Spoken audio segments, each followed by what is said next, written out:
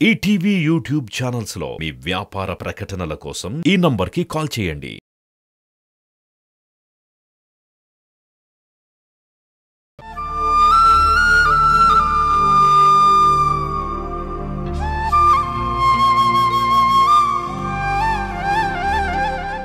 Hello గుణ, నువ్వేనా? అని ఆని అనవే, మాట్లాడవేంటి గుణ? నువ్వేనా?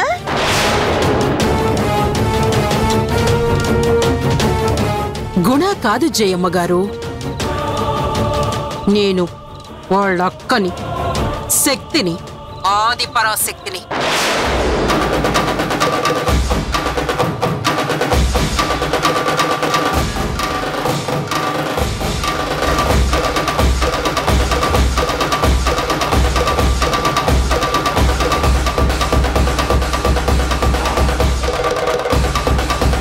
ఏమైందమ్మమ్మా? ఎందుకలా టక్కున ఫోన్ పెట్టేశావు? ఏమన్నారు? ఏమైందమ్మమ్మా? మాట్లాడవేంటి? పోయి ఆ రాక్షసుతో మాట్లాడనేంటి? పని గట్టుకుని ఫోన్ చేసి జనని గుణకి దగ్గర అవుతుందని ఆ చుప్పనార్థానికి ఒప్పందించినట్టు అయ్యిందే. అమ్మా అమ్మా, ఏమైంది? ఎందుకు నీలో నువ్వే గొనుక్కుంటున్నావు? అసలేం జరిగింది? ఆ దుర్మార్గురాలతో మాట్లాడాలని ఎలా చెప్పనే నీకు? ఆ పాపిష్టిది మళ్ళీ ఏం నిప్పు పెడుతుందని భయం వేస్తుంది. భగవంతుడా, నువ్వే నా కూతురి కాపురం నిలబెట్టాలి. అమ్మా, అడిగిన దానికి సమాధానం చెప్పవేంటి? నీలో నువ్వే మాట్లాడుకుంటున్నావే. మధు, అమ్మమ్మకేమైంది?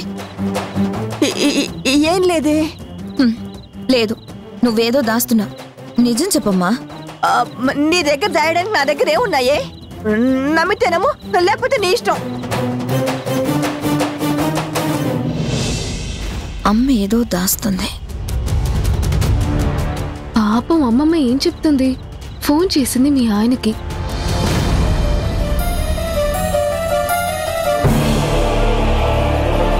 అమ్మా, ఇవాళ నీ డ్యూటీ ఎలా జరిగింది? బానే జరిగింది. అయినా ఏంటి, ఈ మధ్య నా డ్యూటీ గురించి చాలా ఇంట్రెస్ట్ చూపిస్తున్నావు.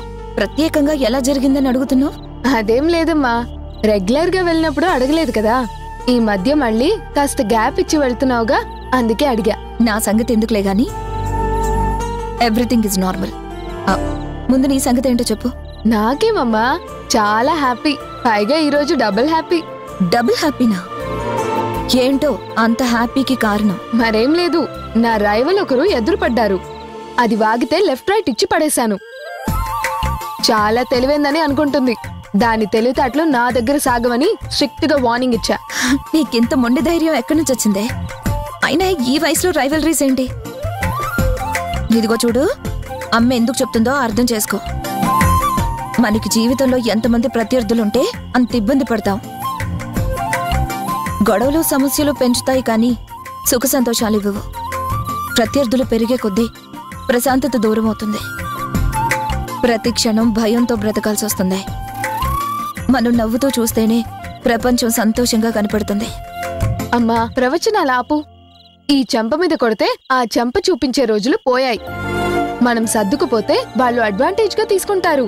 చేతకాని వాళ్ళలా లెక్క పెడతారు. పాతాళానికి తొక్కేయాలని చూస్తారు. ఏంటే పెద్ద అనుభవం ఉన్న దానిలా మాట్లాడుతున్నావు? వయసు, అనుభవము అవన్నీ నీ కాలుపు మాటలమ్మా. ఇప్పుడు ఫాస్ట్. జస్ట్ సొసైటీని అబ్జర్వ్ చేస్తే చాలు. సూక్తులను నమ్ముకుంటూ సూటిగా ప్రయాణం చేయలేము. టార్గెట్ రీచ్ అవ్వలేము. డిఫెన్స్ మూడ్ లో ఉంటే వెనక్కి నెట్టేస్తారు. ఎసెన్సే కరెక్ట్. అవతలి వాళ్ళు ఒకటంటే మనం పదనాలి. అప్పుడే వాళ్ల నోళ్లు మూతపడతాయి. కన్నింగ్నెస్ కి ఎన్కౌంటర్ బెస్ట్ మెడిసిన్ అమ్మా. ఒక్కసారి నువ్వు చెప్పేది వింటుంటే నువ్వే కరెక్ట్ అనిపిస్తుంది. అయినా కోరి శత్రుత్వాలు తెచ్చుకోవడం ఎందుకే? కోరేం తెచ్చుకోను. వాళ్ళు మాట జారితేనే నేను మాట జారేది. ఈ రోజుల్లో మాటకి మాట, చేతికి చేతే కరెక్ట్. ఏదో ఒకట్లే, నీతో ఆర్గ్యూ చేసే ఓపిక నాకు లేదు.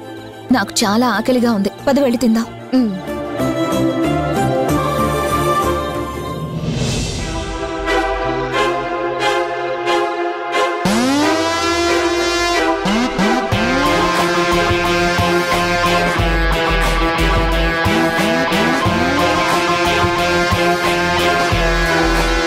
సౌమ్య, ఏంటి ఏదో ఆలోచిస్తూ తిరిగేస్తున్నావు?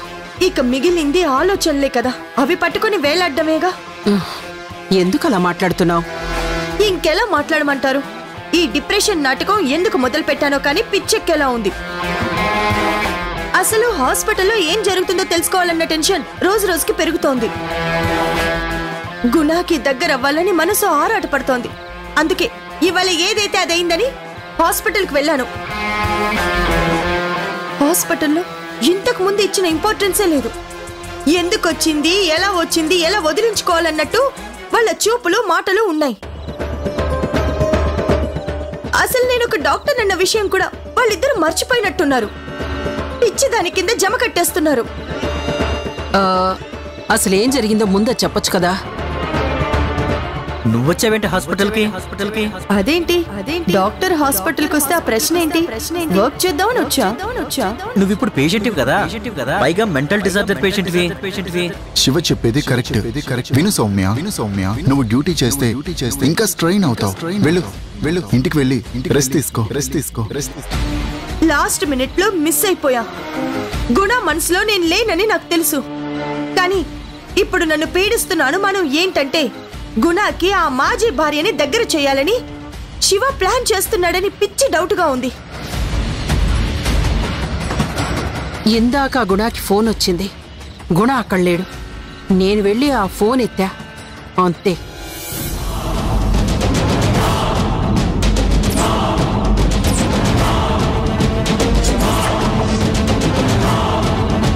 ఆ ముసల్దాని మాటల్ని బట్టి జనని కుటుంబంతో గుణ టచ్లోనే ఉన్నాడని నాకు అనిపిస్తోంది. అదే నిజమైతే వాళ్ల మధ్య ఉన్న ఈ కాంటాక్ట్ని తెగ్గొడతా. మీరొచ్చిన దగ్గర నుంచి అంటూనే ఉన్నారు, నేను వింటూనే ఉన్నాను. అటు తెగేదెప్పుడో ఇటు లాగేదెప్పుడో నాకు అస్సలు అర్థం కావట్లేదు.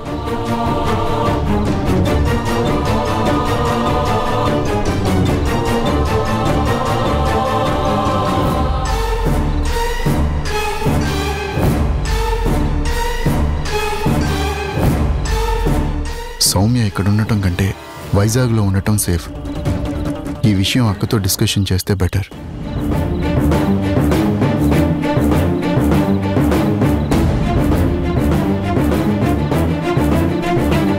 ఇది వరకు విన్నది వేరు. వాళ్ళని విడగొట్టేదాకా నేను నిద్రపోను. అసలు జయమ్మ ఎందుకు కాల్ చేసింది?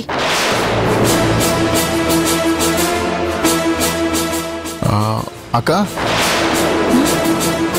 ఏ జయమ్మక్క?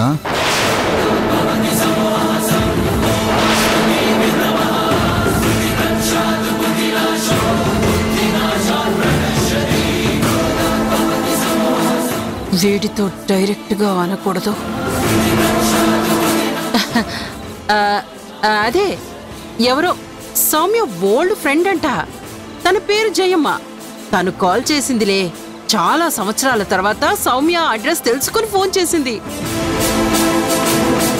అమ్మయ్యా, అత్తయ్య కాల్ చేసిందేమో, అక్క మాట్లాడిందేమో అని టెన్షన్ పడ్డాను.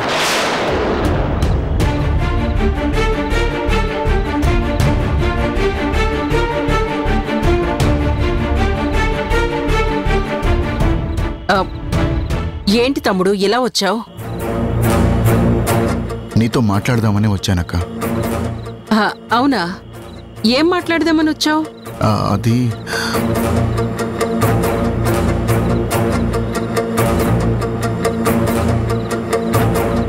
పర్వాలేదులే. సౌమ్యం పరే మనిషి కాదు కదా, చెప్పు. అక్క, సౌమ్య నేను డాక్టర్నే, ఇంట్లో ఉండటం నాకు నచ్చడం లేదు, హాస్పిటల్కి వస్తానని ఇవాళ వచ్చింది. తను అసలే డిప్రెషన్లో ఉంది కదా, డ్యూటీ టెన్షన్ తనున్న సిచ్యువేషన్కి కరెక్ట్ కాదు. కొంతకాలం తను ప్రశాంతంగా ఉండటం చాలా అవసరమని నాకు అనిపించింది. సౌమ్యతో కూడా చెప్పాను, నువ్వు సౌమ్యని తీసుకొని వైజాగ్ వెళ్ళిపో అక్క. తను డిస్టర్బ్ అవ్వడం, నన్ను డిస్టర్బ్ చేయడం నాకు నచ్చడం లేదు. నేను చెప్పాల్సింది చెప్పాను. నువ్వు సౌమ్యని కన్విన్స్ చేసి వైజాగ్ తీసుకెళ్ళక్క.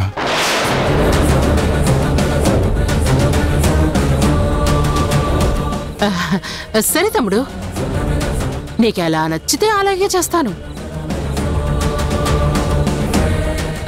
కాకపోతే సడన్ గా వెళ్ళిపోమంటే వెళ్ళలేను కదా. నాకు ఒక 3 days టైం ఇవ్వు. సౌమ్యకి 3 రోజులు నేను తోడుగా ఉంటాను. వైజాగ్ తీసుకెళ్ళాక నా దగ్గరే ఉంచుకుంటాను. నువ్వేం వరి అవ్వకు. అతిగా ఆలోచించి టెన్షన్ పడకు. సరే, థ్యాంక్స్ అక్క. నువ్వు అర్థం చేసుకుంటావన్న నమ్మకంతోనే నీతో చెప్పడానికి వచ్చాను. ఓకే అక్క, వస్తాను. Good night Soumya.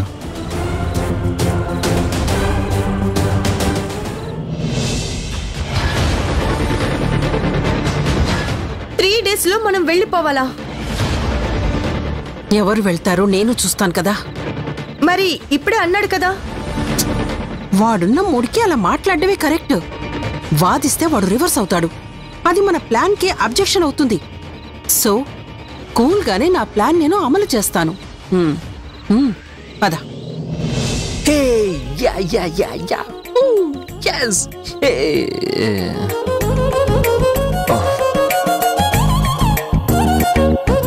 ఏమైందిరా? ఎందుకలా స్టెప్లు వేస్తున్నావు? అబే ఏం లేదు నాన్న. ఏం లేకపోతే ఎందుకు స్టెప్లు వేస్తున్నావు? ఓపెన్ గా చెప్పొచ్చు.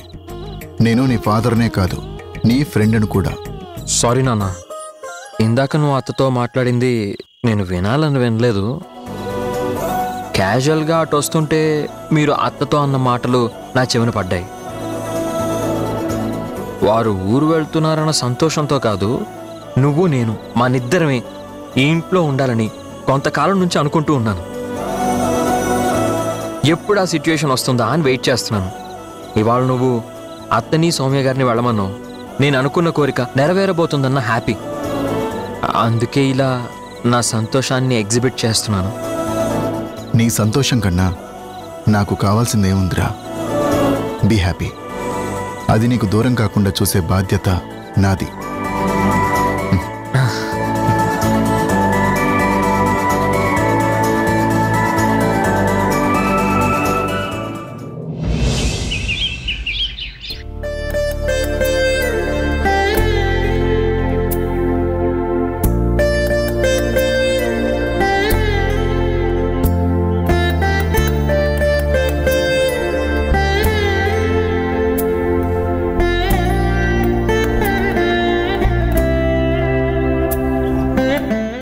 కష్టపడి అందరం కలిసి జనని గుణని ఒక్కటి చేయాలని చూస్తున్నాం భగవంతుడా. మధ్యలో ఈ శక్తి దాపురించింది. అదసలే దుష్ట శక్తి, రాక్షస గణం. నేను మాట్లాడిన తీరు వినగానే దాన్ని కడుపు మండిపోయి ఉంటుంది. ఆ మంటలో అది ఏం చేయడానికైనా తెగిస్తుంది, ఎంతకైనా తెగబడుతుంది. ఏం చెయ్యాలి, ఎలా ఆపాలి? నువ్వే ఏదైనా దారి చూపించు భగవంతుడా.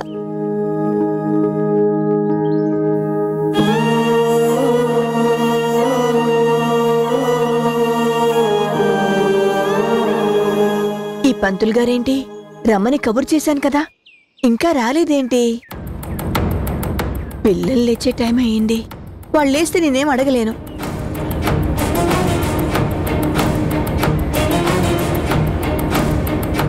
నమస్కారం అమ్మా. నమస్కారం.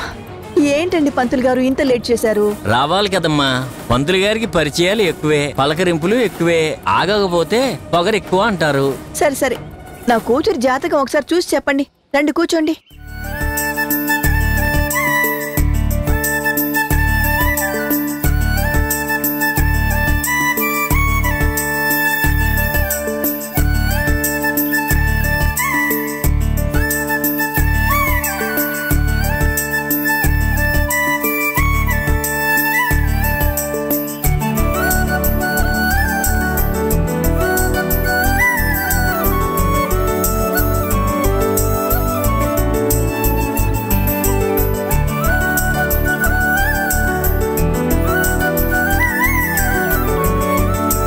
అమ్మా, అమ్మాయిది ఉత్తరాషాఢ నక్షత్రం, మకర రాశి కదా? అవునండి, అవును. బాగోలేదమ్మా. సహకరించవలసిన గ్రహాలన్నీ నీచంలో ఉన్నాయి. దుష్ట గ్రహాలు ఉచ్చులో ఉన్నాయి. కష్టం అమ్మా, చాలా కష్టం. అన్నీ సుడిగుండాలు, అగ్నిగుండాలే. నెగ్గుకు రావడం, సుఖ సంతోషాలు పొందడం చాలా కష్టంతో కూడుకున్న పని.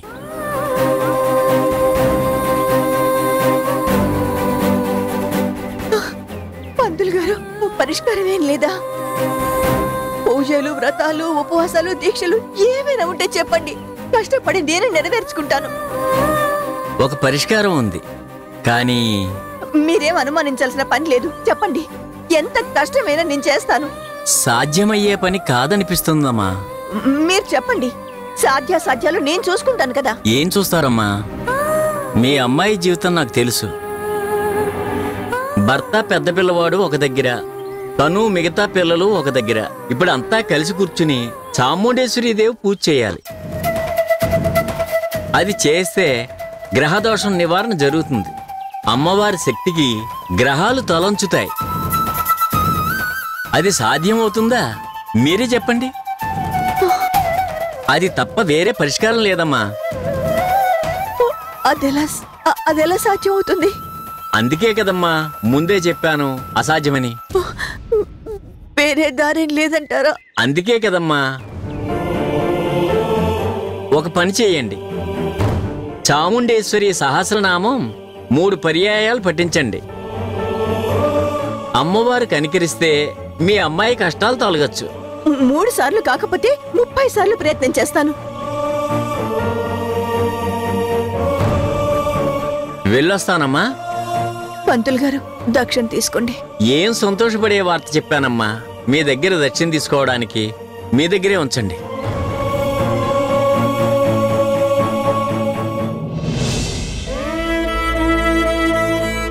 అంతా నా అశ్రద్ధ వల్లే జరిగిందేమో అనిపిస్తుంది. నేనేమో నాన్న సంతోషం కోసం తిరుగుతూ హాస్పిటల్ ని కాస్త అశ్రద్ధ చేశాను. ఇంకా ఫ్యూచర్ లో ఇలాంటి సిచ్యువేషన్ ఏ పేషెంట్ కి రాకుండా హాస్పిటల్లోనే టైం స్పెండ్ చేస్తా. చూసుకుంటా. ఏంటక్క, వెళ్ళను అని నిన్న హాస్పిటల్కి వెళ్ళావు? ఎలా ఉంది నీ reentry and first day experience? Total గా డిఫరెంటే. అంటే నువ్వు రియాలిటీలో బ్రతకమన్నావు కదా, ఆ విషయమే నేను స్ట్రైట్ గా గుణాతో చెప్పాను. నా కండిషన్ కి తను ఒప్పుకున్నాడు. ఫాలో అవుతానని ప్రామిసింగ్ గా సబ్మిసివ్ గా మాట్లాడాడు. అలాగే తను ఒక కండిషన్ పెట్టాడు. నాకు నచ్చింది, దానికి నేను ఒప్పుకున్నాను. తనేం కండిషన్ పెట్టాడు? గతం మర్చిపోవాలి, పురుషాహంకారం, ఈగో అనే మాటలు మాట్లాడొద్దు అని. ఇంకా ఈ వ్యవహారంలో మీ అక్కగారి ప్రమేయం ఉండకూడదు. ఆవిడ ఇన్వాల్వ్ అవ్వకూడదు. తనెందుకు మన విషయంలో తలదూరుస్తుంది? తన ఇంటర్ఫియరెన్స్, ఇన్వాల్వ్మెంట్ నాకు నచ్చదు. అసలు తననెందుకు రాణిస్తాను? ఇవాళ గతం తలుచుకోవాల్సిన అవసరం రాలేదు. అతనిలో నిజంగా అప్పటి తాలూకు పురుషాహంకారం తాలూకు లక్షణాలు ఏం కనిపించలేదు. చాలా మిస్చ్యూర్డ్ బిహేవియర్ ఫస్ట్ టైం నేను గుణాలో చూస్తున్నాను. తను అడిగినట్టు నేను గతంలోకి ఒక్క క్షణం కూడా వెళ్ళలేదు. తనతో గడిపిన జీవితం గురించి ఆలోచనల్లోకి రానివ్వలేదు. మాజీ భర్త అని తలుపుకు రానివ్వకుండా ఒక బిజినెస్ పార్ట్నర్గా మాత్రమే చూశాను. తను కూడా నాతో చాలా రెస్పెక్ట్ఫుల్ గా మాట్లాడాడు.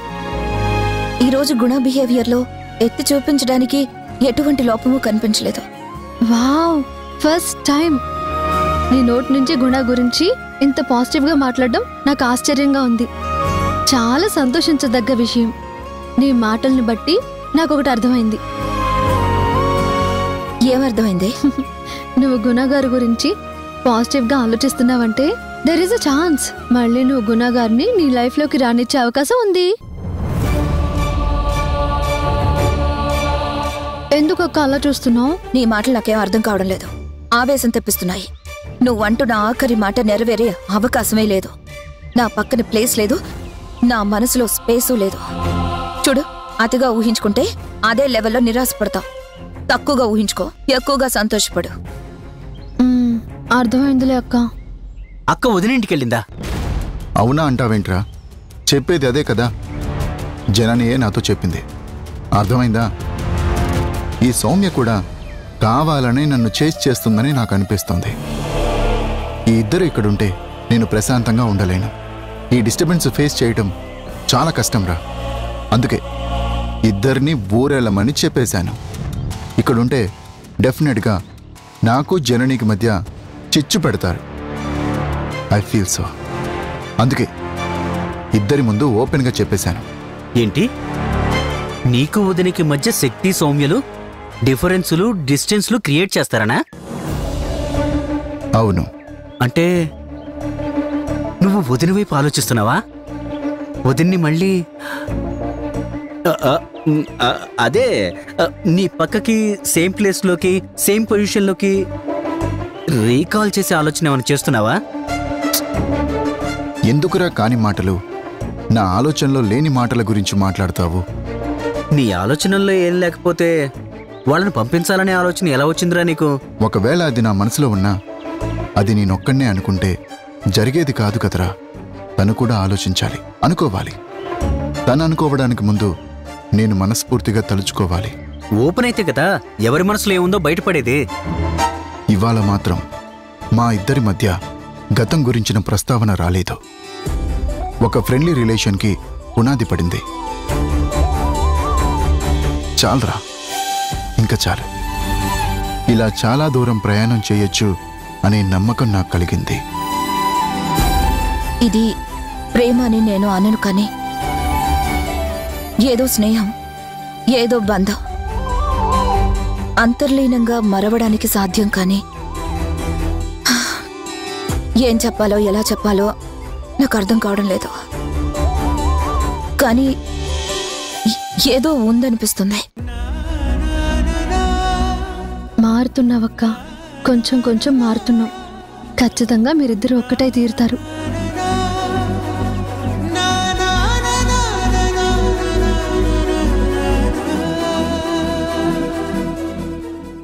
తప్పకుండా ఆ పూజ జరిపిద్దాం. అమ్మా నాన్నల్ని కలపడమే ముఖ్యం. ఎవరమ్మా నాన్నల్ని కలపాలనుకుంటున్నారు? మీ అమ్మా నాన్నల్లా, మా అమ్మా నాన్నల్లా? మీ అమ్మా నాన్నల గురించే మేము మాట్లాడుకునే చిన్న. మా నాన్నెవరో నీకు తెలుసా?